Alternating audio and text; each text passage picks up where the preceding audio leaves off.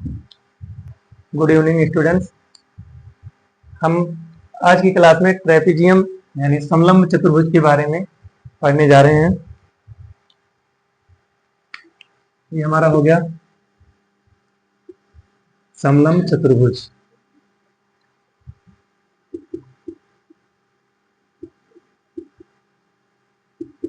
बीच की दूरी बराबर होती है ए बी सी डी।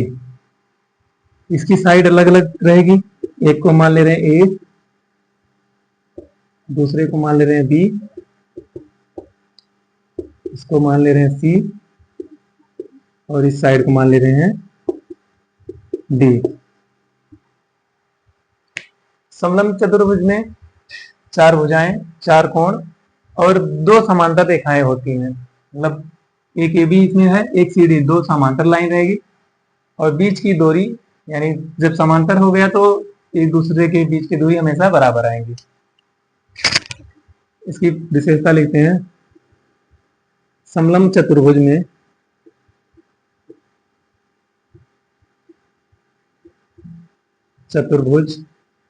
में चार भुजाएं और चार कोण होते हैं।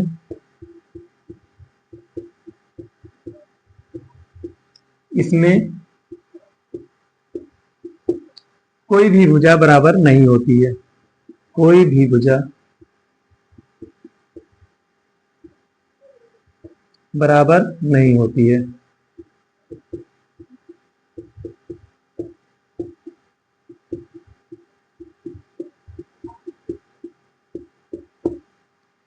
अगर चतुर्भुज दिया गया है तो कहीं भी अगर रहेगा तो उसमें चार भुजाएं हमेशा रहेंगी, चार कोण रहेंगे।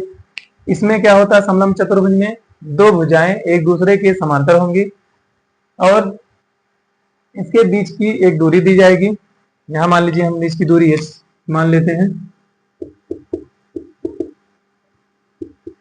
और अगर कहीं पे भी चारों भुजा बराबर नहीं दे रहा तो इसका मतलब हमारा इसमें चारों कोण भी बराबर नहीं होगा।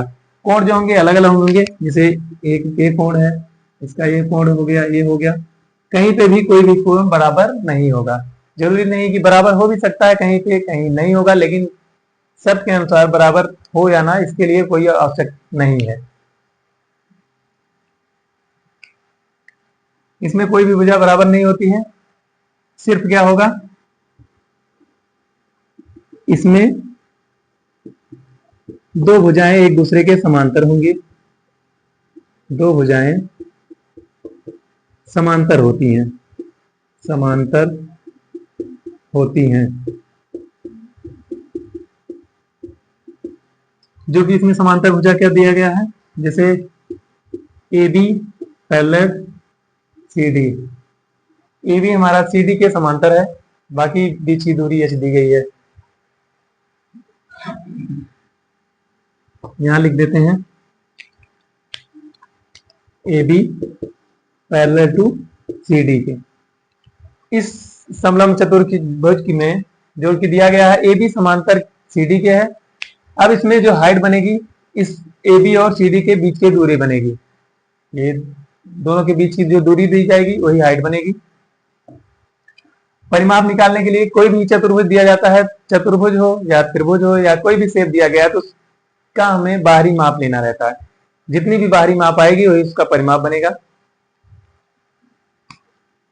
इसका परिमाप देखते हैं क्या बनता है। परिमाप, जो कि इंग्लिश में पेरीमीटर बोलते हैं इसको, पेरीमीटर।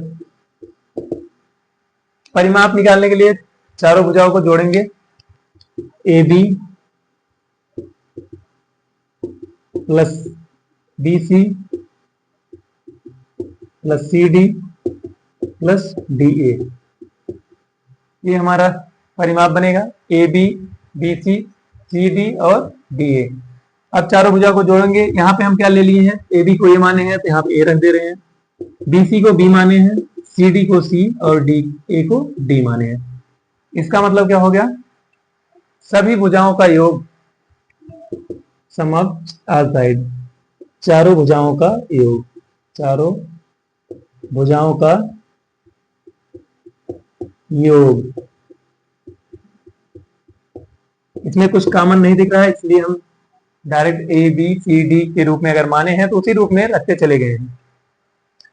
अब परिमाप के बाद और क्या निकालना रहता है, हम कोई भी अगर क्वाड्रिलेटरल हम पढ़े हैं, इसके पहले भी जो पढ़े हैं उसमें भी परिमाप और क्षेत्रफल दो तो कंपलसरी है, सब में निकालना पड़ेगा। क्षेत्रफल क्या आता है इसका, क्षेत्रफल मतलब एरिया जिसको बोलते हो। एरिया कैसे निकलेगा, अगर कोई भी समलंब चतुर्भुज दिया है तो उसमें क्या होगा, some of side, some of parallel side मतलब समांतर भुजाओं का योग गुणे ऊंचाई बटे 2। समांतर भुजाओं का योग करेंगे और उसमें ऊंचाई से गुणा करने के बाद उसका आधा कर लेंगे, जो आएगा हमारा। चतुर्भुज के क्षेत्रफल के बारे में हम पढ़ रहे थे, इसका हमें क्या निकालना था, एरिया। एरिया निकालने के लिए सबसे पहले क्या करेंगे, सम ऑफ पैरेलल साइड मतलब समांतर भुजाओं का योग करेंगे। उसके बाद ऊंचाई से, ऊंचाई मतलब दोनों के बीच की जो दूरी रहेगी उसी को ऊंचाई मानेंगे, उससे क्या करेंगे गुणा। उसके बाद करेंगे एक गुणा करने के बाद 2 से डिवाइड। इसका मतलब हम एक ही बार में यहाँ पर लिख दे रहे हैं 1/2 इंटू समांतर भुजाओं का योग, समांतर भुजाओं का योग इंटू बीच की दूरी या ऊंचाई, यहां लिख दे रहे हैं ऊंचाई। अब इसमें क्या माने हैं, इसको समांतर भुजा कौन कौन सी, एक ए बी है और एक सी डी है। 1/2 इंटू ए प्लस सी इंटू एच, ये हो गया इसका एरिया।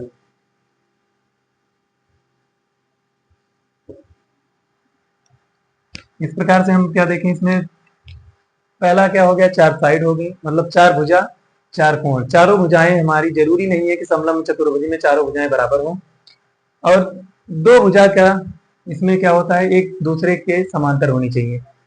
जैसे यहाँ पे ए बी और सी डी था, और समलंब चतुर्भुज कहीं दे रहा तो उसमें भी ये शर्त है कि 2 भुजा आपस में समांतर हो।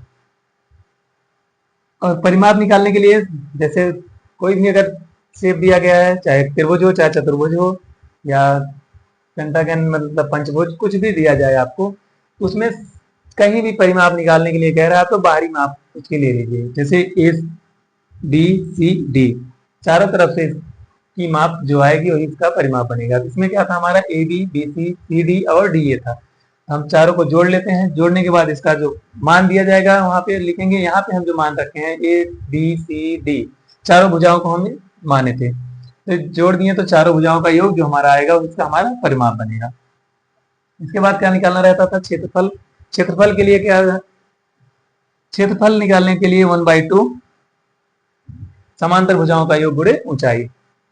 अब मान लीजिए इसका हमें मध्य बिंदु पता चल जाए, इसका मिड पॉइंट, इसको हम क्या कर रहे हैं, 2 भागों में बांट दे रहे हैं। अगर इस 2 पार्ट में डिवाइड कर देते हैं तब देखते हैं क्या निकल के आता है।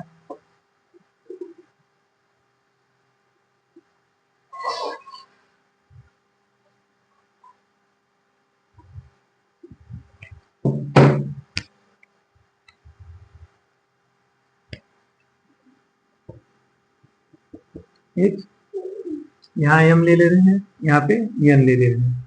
एम और एन दोनों बिंदुओं का मान रख दे रहे हैं।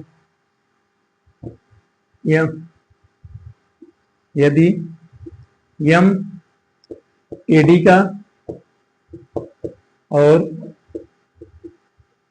एन बी सी का मध्य बिंदु हो, मध्य बिंदु दिया गया हो,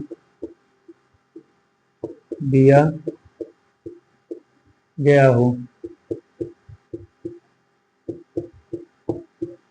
तो अगर कहीं पे जो पैरेलल साइड दी गई है उसके अलावा 2 और साइड दी, दोनों समांतर भुजाओं के अतिरिक्त 2 भुजाओं के मध्य बिंदु दिए गए हों, तब क्या करेंगे, तब यहाँ पे हो जाएगा यम एन, इसकी दूरी जो बनेगी ए प्लस सी बाई 2, मतलब जो समांतर भुजाएं दी गई हैं उसका योग करके आधा करेंगे तो वही इसकी दूरी बनेगी, यानी समांतर भुजाओं का योग बटे 2। समांतर भुजाओं का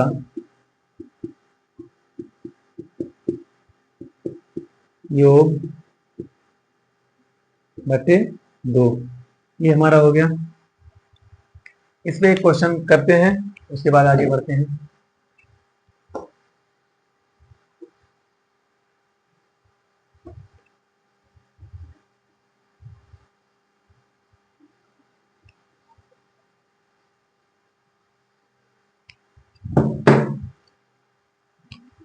जैसे क्वेश्चन इस प्रकार से दिया जाएगा, यदि किसी समलंब चतुर्भुज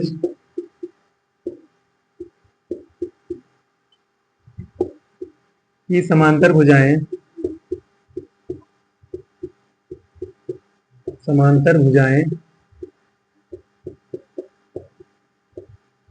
क्रमशः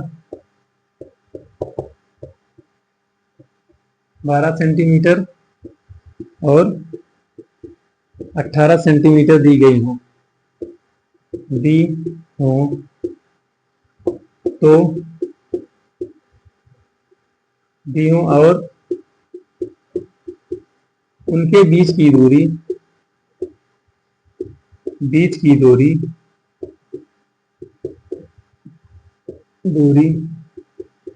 10 सेंटीमीटर हो, तो इस चतुर्भुज का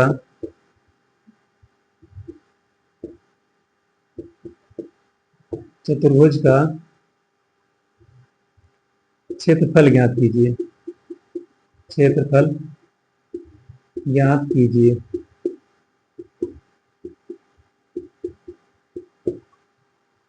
इस टाइप से आपका क्वेश्चन देगा। अगर कहीं पे भी चतुर्भुज दिया जाएगा, उसमें दो समांतर भुजाएं दी जाए, जैसे एक समांतर भुजा 12 सेंटीमीटर दिया है, एक 18 सेंटीमीटर, और उनके बीच की दूरी दी गई है, समांतर भुजाएं और बीच की दूरी दी गई है। तो हम पहले क्या करेंगे, समांतर भुजा जो दिया गया है उसको खींच लेते हैं, और ये बीच की दूरी कितना दी गया है, ये दिया गया है 10 सेंटीमीटर, और समांतर भुजा 12 और 18, अगर ये वाली हम 18 सेंटीमीटर बड़ी बनाए हैं तो 18 इसको ले रहे हैं,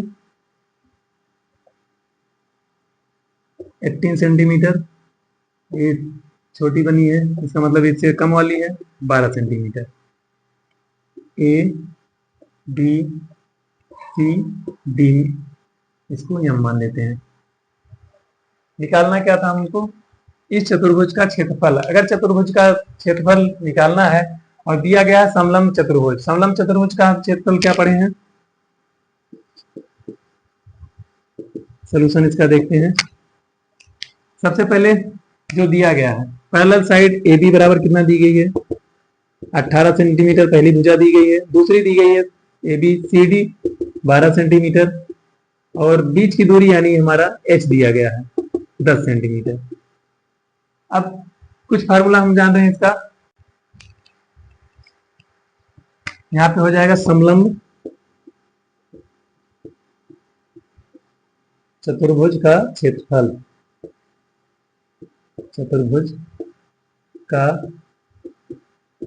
बराबर होगा 1/2 समांतर भुजाओं का योग गुणे ऊंचाई। समांतर भुजाओं का योग गुणे ऊंचाई। अब यहाँ समांतर भुजाएं दी गई 12 और 18 सेंटीमीटर और 12 सेंटीमीटर, ऊंचाई दी गई है 10 सेंटीमीटर। ये हमारा 1/2 इंटू यहाँ पे A B plus C D into D M, ये बनेगा। ए बी का मान दिया गया है, ए बी का मान 18 सेंटीमीटर दिया गया है, और सी डी का मान दिया गया है 12 सेंटीमीटर। 12 प्लस 18 और DM हमारा दिया गया 10 सेंटीमीटर। यहां से कट जाएगा हमारा 2 5 जा 2 1 जा 12 और 18 बन जाएगा 30, 1 गुणे 5, 150 सेंटीमीटर स्क्वायर। ये हमारा जो समलंब चतुर्भुज था इसका क्षेत्रफल निकल के आया। इस प्रकार से और भी क्वेश्चन अगर दिए जा रहे हैं तो फार्मूला हम लगाएंगे, समांतर चतुर्भुज का क्षेत्रफल बराबर 1/2 गुणे समांतर भुजाओं का योग गुणे ऊंचाई। इस पे रख देंगे, रखने के बाद हमारा आंसर निकल के चला आएगा। आज के वीडियो में बस इतना ही, आगे मिलते हैं अगले वीडियो में, तब तक के लिए धन्यवाद।